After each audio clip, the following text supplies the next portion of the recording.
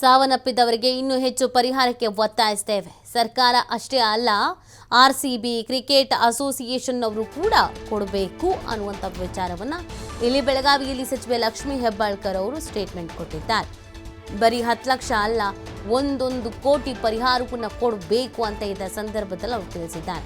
ಎಷ್ಟೇ ಪರಿಹಾರ ಕೊಟ್ಟರೂ ಸತ್ತ ಜೀವ ವಾಪಸ್ ತರಕ್ಕಾಗೋದಿಲ್ಲ ಅನ್ನೋದನ್ನ ಕೂಡ ಹೇಳಿದ್ದಾರೆ. ವಿರೋಧ ಪಕ್ಷದವರು ಜನರ ದಿಕ್ಕು ತಪ್ಪಿಸೋಕೆ ಏನೋ ಮಾಡಬೇಕೋ ಅದನ್ನೆಲ್ಲ ಮಾಡ್ತಾ ಇದ್ದಾರೆ.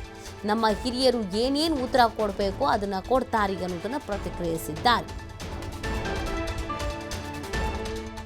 ಖಂಡಿತವಾಗ್ಲೂ ಸರ್ಕಾರನು ಇನ್ನೂ ಹೆಚ್ಚಿನ ಪರಿಹಾರ ಕೊಡಬೇಕು ಅಂತ ನಾವು ಕೂಡ ಒತ್ತಾಯ ಮಾಡ್ತೀವಿ. ಬರೀ ಸರ್ಕಾರ ಅಷ್ಟೇ ಅಲ್ಲ, ಆರ್ಸಿಬಿ ಅವರು ಕೊಡಬೇಕಾಗತ್ತೆ, ಕ್ರಿಕೆಟ್ ಅಸೋಸಿಯೇಷನ್ದವರು ಕೊಡಬೇಕಾಗತ್ತೆ. ಬಹಳ ಲಾಭವನ್ನು ತೆಗೆದುಕೊಂಡಿದ್ದಾರೆ. ನಮ್ಮದು ಒತ್ತಾಯ ಇದೆ, ಬರೀ 10 ಲಕ್ಷ ಅಲ್ಲ, ಕ್ರಿಕೆಟ್ ಅಸೋಸಿಯೇಷನ್ ಆಗಿರ್ಬೋದು ಅಥವಾ ಯಾರು ಪ್ರಾಯೋಜಕತ್ವ ಮಾಡ್ತಾರೆ 1 ಕೋಟಿ ರೂಪಾಯಿಯನ್ನ ಪರಿಹಾರವನ್ನ ಕೊಡಬೇಕು. ಯಾಕಂದ್ರೆ ಸತ್ತ ಜೀವವನ್ನ ತರಲಿಕ್ಕೆ ಸಾಧ್ಯ ಇಲ್ಲ.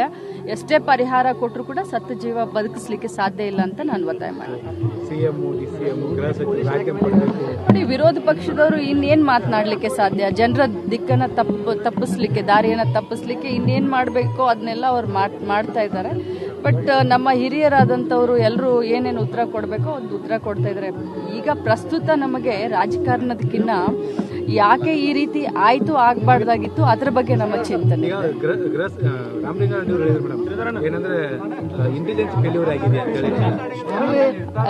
ಈಗ ತಾನೇ HK ಪಾಟೀಲ್ ಸಾಹೇಬ್ರು ಹೇಳಿದ್ರು, ಅವರು ತಮ್ಮ ಅನುಭವದಿಂದ ಹೇಳಿದ್ದಾರೆ ಅಂತ. ಅದು ಇಂಟೆಲಿಜೆನ್ಸ್ ಫೇಲ್ಯೂರೋ ಮತ್ತಿನ್ನೇನು ಫೇಲ್ಯೂರೋ ಅದು ತನಿಖೆಯಿಂದ ಎಲ್ಲ ಗೊತ್ತಾಗುತ್ತೆ.